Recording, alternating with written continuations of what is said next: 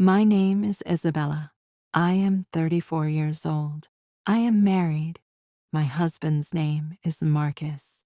He is 40 years old. We have been married for 11 years. Together, we have a son. His name is Daniel, and he is 10 years old. When I first married Marcus, he had almost nothing. He owned one small bag of clothes. He had no car, no savings, no home, and no stability. But back then, none of that mattered to me. I was in love. I believed love could build everything else. I told myself, if we are together, we can survive anything.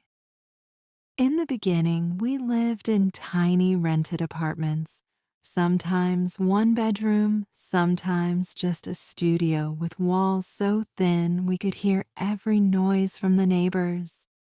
There were months when we counted coins to buy food. There were days we argued over bills. Life was not easy, but I carried hope inside me. I told myself, this is just the beginning. We will rise.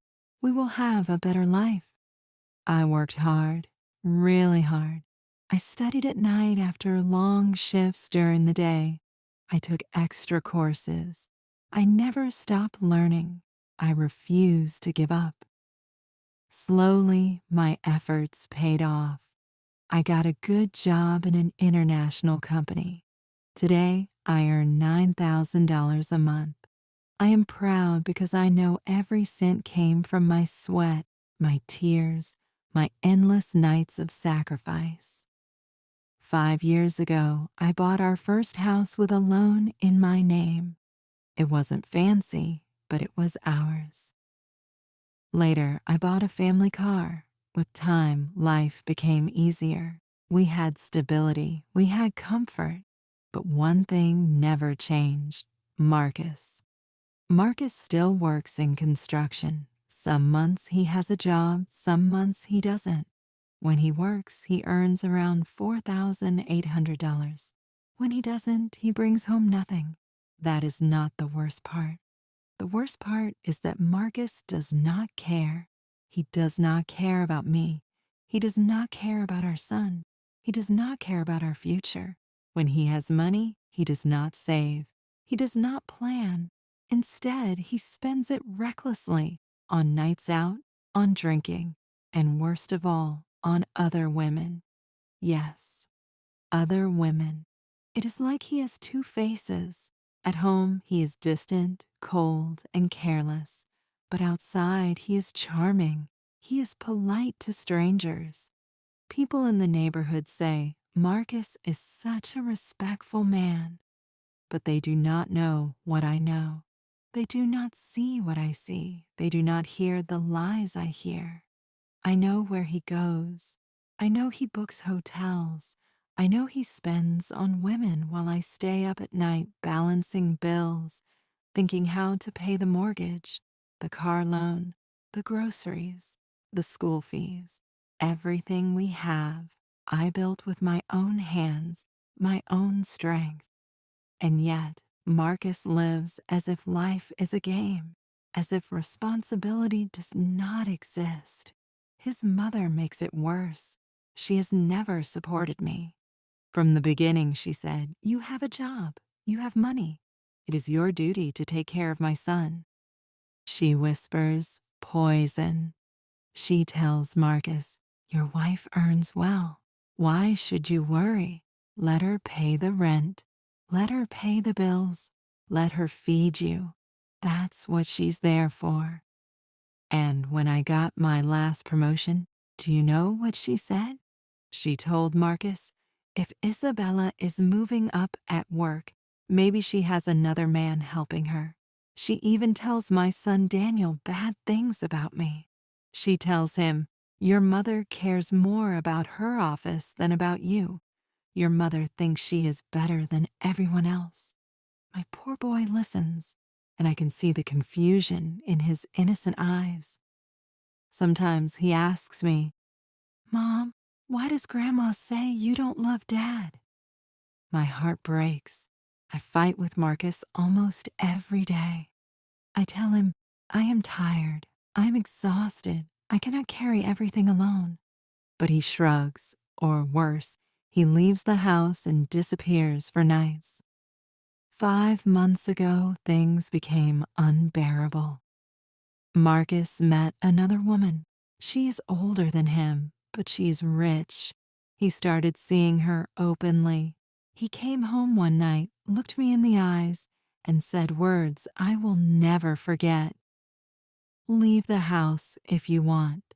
You can bring another man here. I don't care. That night, I realized the man I once loved was gone. Marcus packed a bag and left. He stayed with that woman.